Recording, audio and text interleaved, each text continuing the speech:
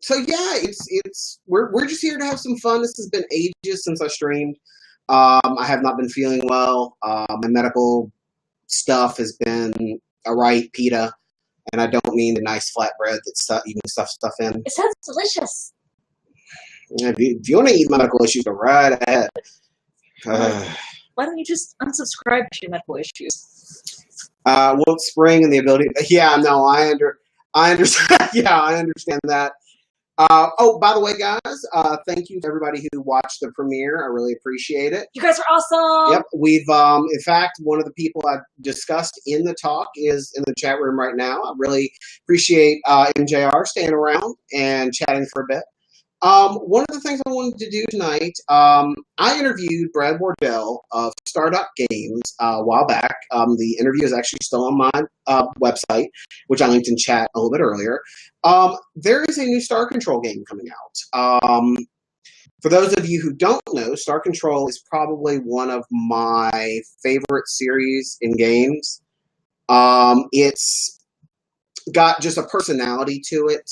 Always has had just a personality to it that a lot of series have lacked. Truthfully, it and Starflight are basically the illegitimate grandfathers of the games you see today, like Mass Effect Andromeda, Alex. Really, though, more Mass Effect almost than anything else. So those two game series are what really started the open world, non-linear, space-based sci-fi RPG/adventures. Yeah, it's kind of what they really started it all.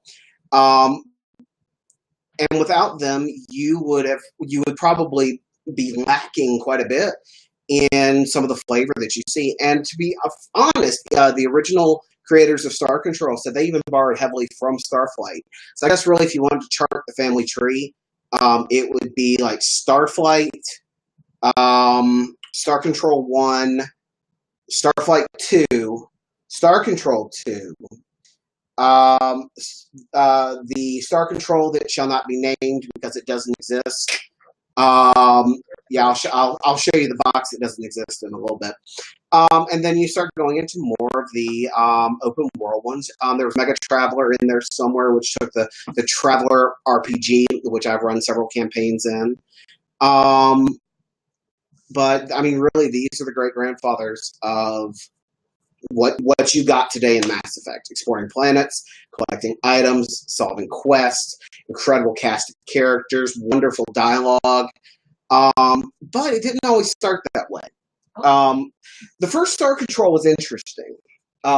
It actually, which I have here in the Star Control collection, this actually contains the disc versions, CD-ROM version, sorry, of 1 and 2.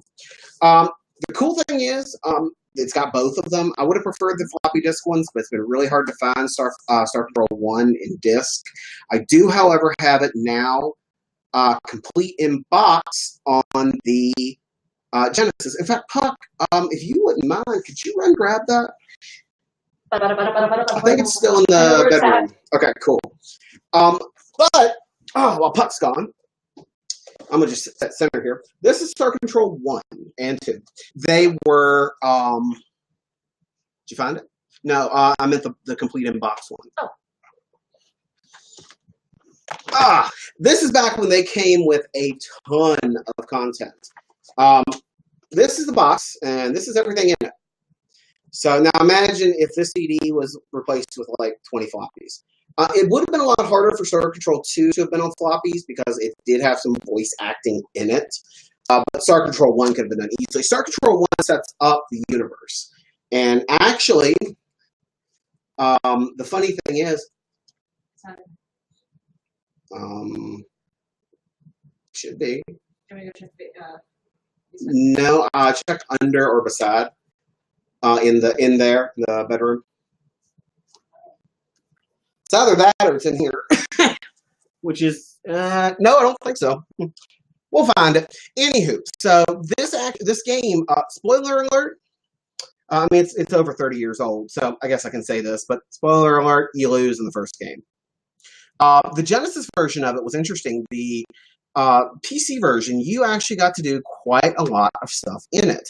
You could do all sorts of battles, create scenarios. It's a lot more complex. Well, they couldn't fit all that on the Genesis cart, so what they ended up doing was giving you just a ton of pre-built scenarios. They have room for that, just not for the scenario creator. So interestingly enough, this first piece here that I'm holding is the star map. Ah, yes. So this is the, I believe, Star Control 2. Yes, the Star Control 2 deluxe map. I'm going to have to sit back for this one. Deluxe map of hyperspace. Unlike Azrael, it is not hyperdeath. It is just hyperspace. It's a big freaking map. I mean, seriously, you can. This is easily mountable on a wall. Okay, so you got that. Then you have the Star Control 1 manual printed on a nice glossy piece of paper. And yes, it was compatible on the IBM PC and the Tandy. I have a Tandy 1000, but haven't had a chance to try to run it yet because the Tandy doesn't have a CD-ROM and I don't have this on disc yet. Here's the lovely CD. I know it's a little hard to see with the light reflecting off of it, but 2 award-winning games on CD. So the CD-ROM is, well, CD-ROMing. Quick question. Sure. What awards did it win? It actually won quite a few. It had, I'll actually have to see if the box lists it. I mean, because it really did win quite a few. Let's see. Oh, a thing saying that it continues in fall of 95. Ignore this. Star Control 3 does not exist. Enjoy dinner, Metal Jesus Rocks. Thanks, MJR, for coming by. I hope you have a wonderful dinner. Thank you for stopping by. And hopefully we'll see you back here sometime. Here's my warranty registration card. Oh, it says on the back of here, it won the Golden Triad Award, or voted for it. Voted 1992 Best Music of the Year. And some really good reviews by PC Entertainment and PC Gamer. Good old PC Gamer. Here's the Star Control 2 manual. The Urquan Masters is what it's known as these days. Oh, look, I have a proof of purchase. Okay, so that's everything in the original Star Control 2 box, 1 and 2 box, okay? Now, the Genesis version, which I actually didn't know about until GameSack mentioned it, I think, on a show of theirs ages ago, that it actually came out on Genesis. And it took me a while to find a complete in-box copy of this. I got this from my local retro gaming store, Game Junkies in Roanoke, Virginia. Hashtag not an ad. Hashtag could be an ad. Hashtag if they want to sponsor me, they can sponsor me. Hashtag we love you. Hashtag I stole this from the completionist. Hashtag whatever. So this was apparently the very first 12 megabit game on the Genesis. That was the first one that actually went up that high. And given the graphics, I don't know how well you guys can see that on there. There you go. But that's the in-game graphics you got on the Genesis. Again, they actually released this far enough past the original release on the PC that the graphics were actually improved for this version. The same thing happened with Star Control on the Genesis. It was released far enough after that they actually made some improvements from the PC version to the console. Because we all know the console is superior to PC. I would hit you with this, but I paid a lot of money for this. Oh. It would be a true boxing match. Yeah, he has to deal with that all day, every day from me. So inside, hashtag don't call the police. So anywho, this again, it's a smaller box. The Genesis boxes for a while were not uniform in size, so you could get them in almost any size. This one is closer to the standard cartridge format. But this one has a lot of good stuff in it. Again, this one didn't have a map. It would have been honestly, well, they didn't need one for Star Control 1, and 2, it just would have been too large. But you've got 2 manuals that it comes with. You've got the actual Star Control manual here, and then you've got the alien and starship specifications. So this, because again, you can't have a help file really on the cartridge, not and still have room. So this goes through and tells you all the races and the different sectors, things like that. It's really handy. And then of course you've got the cartridge itself, which is a pretty cartridge. It's one of the non-standard Genesis cartridges. EA was famous for this, and they started this. Accolade just continued the tradition. If you ever want a really funny story, look up EA reverse engineering Genesis cartridges. I'll have to touch on that sometime. Wait, what? They actually did that? Yeah. Okay, are we talking like, did they do the same stuff that like the Bible games did for the NES? Effectively, yes. Sega, much like Nintendo, had a similar kind of monopoly and restrictions on what games could be released and how many in a year. And you had to go through them for the cartridges to be made. They all had to follow standard. Well, what EA wanted to do was bypass those restrictions. If they could make the carts themselves, then they didn't have to go through Sega. Nice. So that's exactly what they did. They figured out a way. They figured out how the cartridges read and wrote from memory. And Sega, actually, the agreement is as long as they differentiated cartridges from Sega's, which is why most of the EA cartridges have that yellow notch on them, Sega wouldn't sue them. Huh. Basically. Because it was getting into a really gray area with basically Sega was afraid they would have been gotten for antitrust or something like that, monopoly. Gotcha. So because Nintendo had been sued for that as well. I don't know if it was around the same time or not. So Sega just went, okay, look, if you show that it's not an approved Sega cartridge, we won't sue you. So because we'll probably lose. But that's how they like prevented a lot of like shovelware from getting onto their systems back in the day, right? Yeah. Yes and no. Yes, in that technically everything was QA and quality controlled through Sega and Nintendo. No, in that as long as the company paid the licensing fee, they could put whatever crap out they wanted to. The difference was basically what Nintendo said is how many units you could ship, how many games in a year you could put out. This is one of the reasons why there's like 3 different names for Konami in the NES age.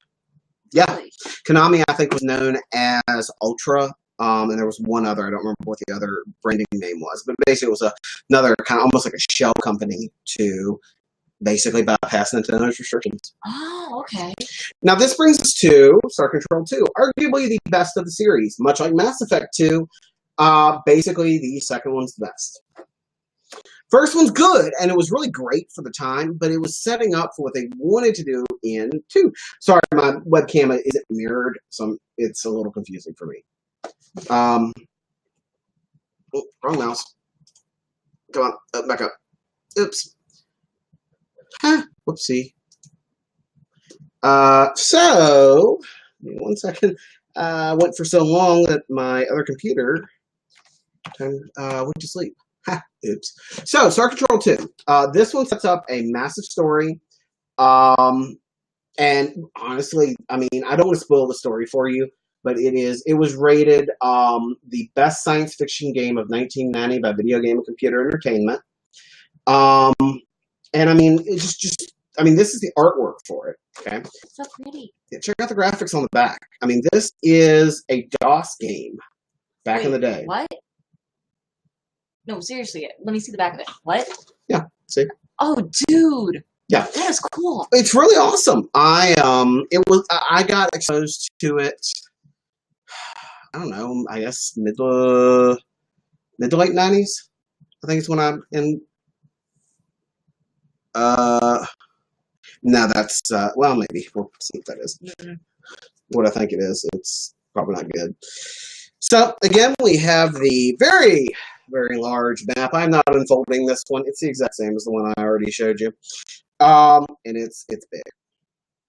So yeah, that's what I thought it was. This, however, is really cool. This is an actual poster. This is a nice colored version of the hyperspace map that we just saw in black and white.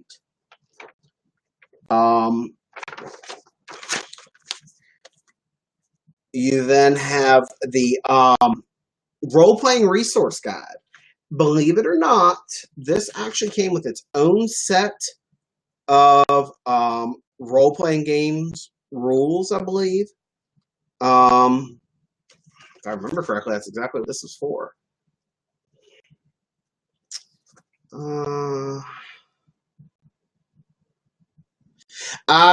Okay. This is the equivalent to a hint guide that came with it. It basically will walk you through the game.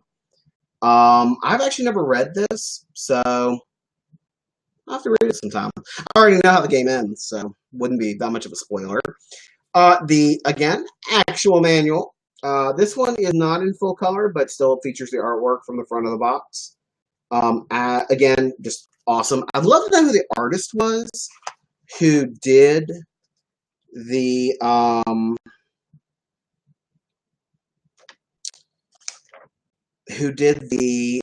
artwork, because I mean the artwork on this is incredible. So let's see, art. All right, so the manual. One of these guys. Beats me. Okay, we've got the Prodigy internet service. This was actually my first internet provider back in the day. FQFW21A at prodigy.com. Yes, that was before you could pick your email addresses. That was what Prodigy assigned to me.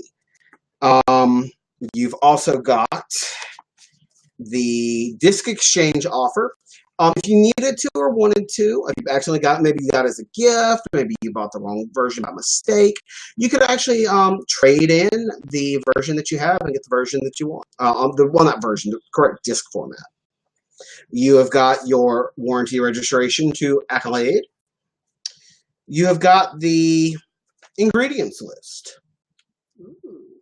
Yep. So this just tells you everything that's in the package. You've got the 4 high-density floppy disks, version 1.1 of the game. I honestly don't know if there were more versions. So, got them right here. They are pretty. Then you have the, got 2 more pieces of paper here. So somebody actually 3D printed the save icon. I would throw something at you, but again, no. So this actually is an offer to buy for half price the original Star Control. So that way you could experience the beginning. And finally, you've got the clue book and I kid you not, a jigsaw puzzle. They actually had a jigsaw puzzle for Star Control, the box art. Nice. It's actually really kind of cool. It's not something you really see these days. So that would just be really, really awesome if I could find a copy of that. I wonder if anybody has it. eBay!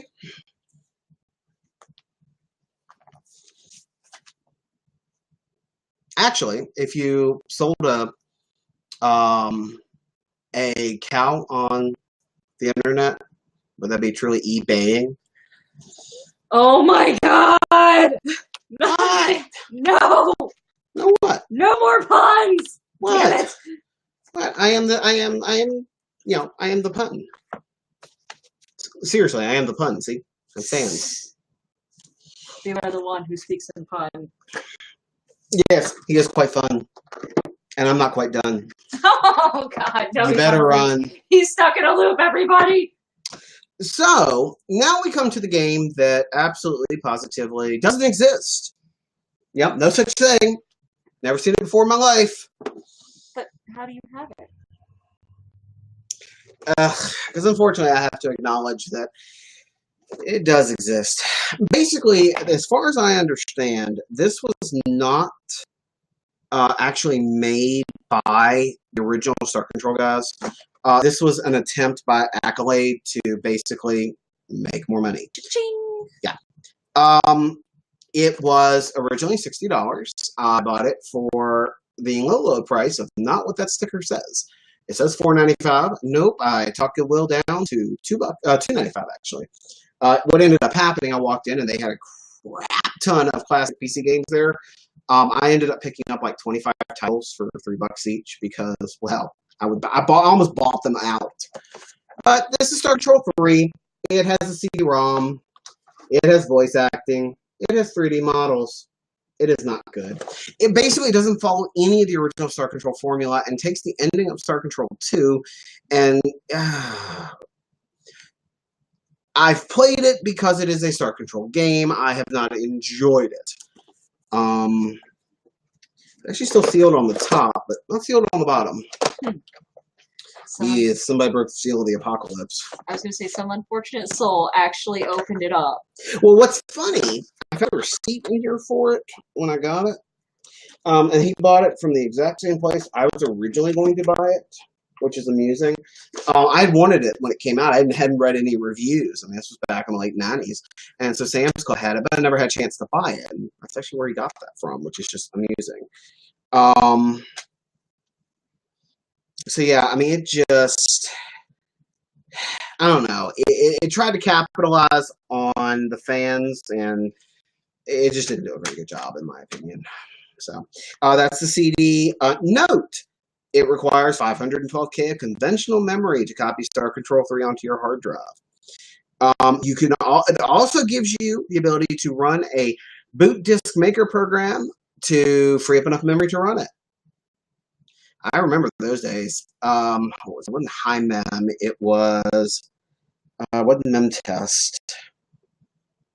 Memfree, maybe. There was a command in DOS that would basically reboot DOS with nothing loaded, except basically as bare as it could go. And it generally freed up enough space for me to do what I needed to do. Your typical Accolade warranty registration card. One Star Control 3 official strategy guide. Everyone's favorite toilet paper. And the very nice, very glossy, not as good color manual. And I mean, it just wasn't Star Control. It was not what we wanted in a Star Control sequel. Now, question. Yes. If they did not brand it as Star Control, if they made it their own standalone, would it have been a good game? Mediocre at best. Mediocre at best? Mediocre at best. Was it the voice acting or the graphics that killed it? Well, it was early in the days of 3D modeling. So, I mean, the graphics were not... They were interesting because they were new and a new type, but not really the way that you... Exotic doesn't mean good. Got it. The voice acting was okay. Typical 90s voice acting. They got the janitor to go in the sound booth and record a few lines. Okay, but whenever you say that, are you talking like Resident Evil 1 voice acting where they know it's cheesy and they're just going with it? Or are we talking like no talent, no anything? They took it way more seriously than they probably should have for some of the voices. Okay. Not quite a Jill Sandwich or the Master of Lockpicking, but not Citizen Kane either. Gotcha. So, but there were other tie-ins too. I mean, this wasn't the end of Star Control. Oddly enough, they actually had a novel. Yep, I have read this. Again, not good. Not the worst thing I've ever read. But not good either. I mean, no. I mean, there's just no way to say it. No. Does that No. pull off of this? Because I noticed that the creature on it looks very similar. Very much so. Let me read you the back. In an ordinary cave, on an ordinary backwater planet, the future of the universe will be decided. Lump is an ordinary Unserval Ortog, barely smart enough to eat, drink, sleep, and stink. Jemmy Crossed is an ordinary Unserval Ortog herd, as bored and listless as any teenager killing time. When the two of them stumble into the dark recesses of an ancient cavern, they inadvertently awaken a mysterious life force, dormant for centuries. By the time it awakens fully, leaders of the human and Urquan races will converge on Unzervault, desperate to possess the secret power of the cavern. Only war hero Commander Omega and his band of maverick fighters have a chance against the lethal Urquan dreadnought. More than just their lives are at stake, the universe itself depends on their success. Yeah. Yeah, no. No, and no. I think I paid $2.50 for this book, and that was about $5 too much. So let's see. Other Proteus books available from Prima. They have a Realms of Arcania novel. The Seventh Guest, a novel. Hell, a cyberpunk thriller, a novel. I have that one. I haven't read it yet, but I need to. The two Pandora Directive novels. Let's see. Star Crusader, a novel. I think I picked that one up the other day. They've got, it's weird because they've got some of these in like italics and some not. There's a Wizardry novel, the XCOM UFO Defense novel by Diane Duane. So, yeah, I don't know. It's interesting that basically a strategy publisher published these books. Yeah, there's really not much else. It just wasn't good. I mean, I really hate to say that, but because I don't know anything about WT Quick, but it's obvious. I mean, he knew some of the stuff, the lore of the Star Control universe, but again, much like Star Control 3 itself, it just didn't feel like a part of Star Control. It just really didn't. So, I don't know. If you're a hardcore Star Control fan, I mean, pick it up, add to your collection. Just don't expect a lot out of it. By the way, I want to say hello to Dan and Electric Skateboard, two viewers that are hi, that is okay, him. Over. There we Hi, go. hi, okay, hi, peoples. Well, you've been a slightly disembodied voice for the past little bit, so I wanted people to see your face. We're gonna have to figure out how to get a wider camera, I think. Yes. Yes. Quite. Yes. Cider. Very much. Okay, so really, I don't have much more to talk about. I'm a backer. Well, I bought the Fleet Beta for the new Star Control Origins from Steam when it hit. I was not a backer before that. Again, I have had a chance to interview Brad Wardell about it. That's up on my blog. The interview's about a year old now, so it's possible some information about the game's changed, but I definitely recommend checking it out. I am a fan of Stardock and a lot of what they've put out.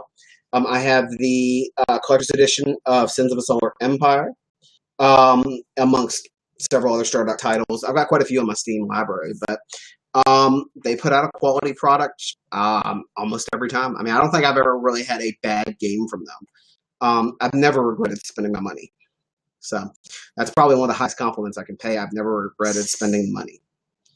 So yeah, I mean, I'm interested to check this out. This will be the first time I've ever played it. I'm going to have to take off the jacket, though, because it's getting a little warm in here. Phew. Hot. Please don't die. I'll try not to. I make no promises. Dying is bad for your health. A Surgeon General's warning: warn against dying. Yes, yes.